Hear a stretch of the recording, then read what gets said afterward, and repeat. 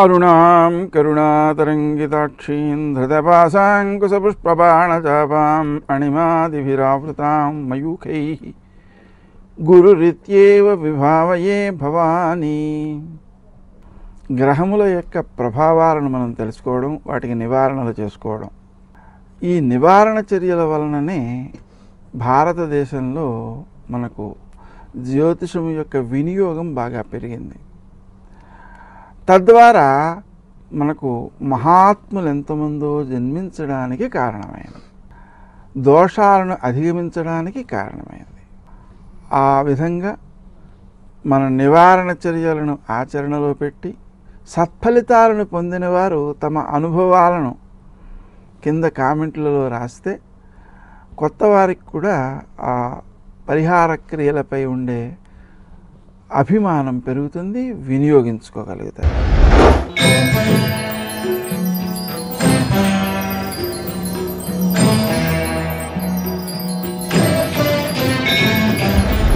కుంభరాశి. ఈ రాశివారు తాము ఆచరించే కార్యక్రమాలలో స్వప్రయోజనాల కంటే ఇతరులకు మేలు చేసేటువంటి ప్రయోజనాలను సాధించేటువంటి పనులు ఎక్కువ శ్రద్ధతో చేస్తారు. అవి సత్ఫలితాలనే ఇస్తాయి. విశేషించి మీకు స్త్రీ జన సహకారం చాలా బాగుంటుంది. మీరు మాట్లాడే తీరు కూడా ఇతరులను ఆకట్టుకునేదిగాను, ప్రయోజనాత్మకంగాను, వారి యొక్క సహకారాన్ని స్వీకరించేదానికి తగినట్లుగాను ఉంటుంది. విశేషించి మీ యొక్క విద్యా విషయాలు, అంటే కొత్త విషయాలు తెలుసుకోవడం అనేటువంటి అంశాలలో అభివృద్ధి బాగుంటుంది.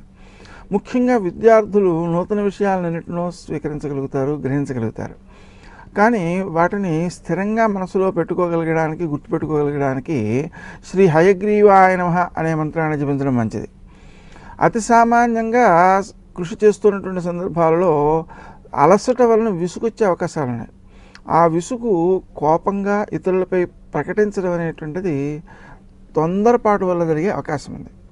తద్వారా అది భవిష్యత్తులో నష్టాన్ని కలుగజేస్తుంది. కాబట్టి ఓర్పును పెంచుకోవడంతో పాటుగా ప్రాణాయామం, వ్యాయామం, ధ్యానం మొదలైనటువంటి చర్యల ద్వారా ఆ మనస్సుని నియంత్రించుకోవడం అనేటువంటిది సాధ్యపడుతుంది.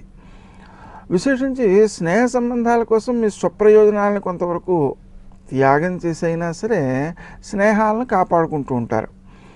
అనుకోని ఖర్చులు కొంతవరకు ఉన్నా అవి సద్వినియోగమయ్యేవిగానే ఉంటాయి, అంటే మీకు ప్రయోజనాన్ని ఇచ్చేవిగానే ఉంటాయి. భవిష్యత్తులో అవి వాటి వల్ల లాభమే పొందుతారు. విశేషించి సంతాన వర్గానికి సంబంధించి ఆరోగ్య సమస్యలు కొన్ని ఎదురయ్యే అవకాశం ఉంది. వాటిని అధిగమించే నిమిత్తమై జాగ్రత్తలు తీసుకోవడంతో పాటుగా క్రీం అచ్యుతానంత గోవింద అనే నామాన్ని జపించుకోవడం ద్వారా అభివృద్ధిని సాధిస్తారు. రావలసిన సొమ్ము చేతికి అందే అవకాశం ఉంది. ఆ అందిన సొమ్ము సద్వినియోగం కావడం విషయంలో ఎక్కువ జాగరూకతతో శ్రద్ధ చూపించాలి. సుమంతో శ్రీ కార్తవీర్యార్జునాయ నమః అనే మంత్రాన్ని జపించుకోవడం ద్వారా రావాల్సిన సొమ్ము రావడానికి ఉపయోగపడుతుంది.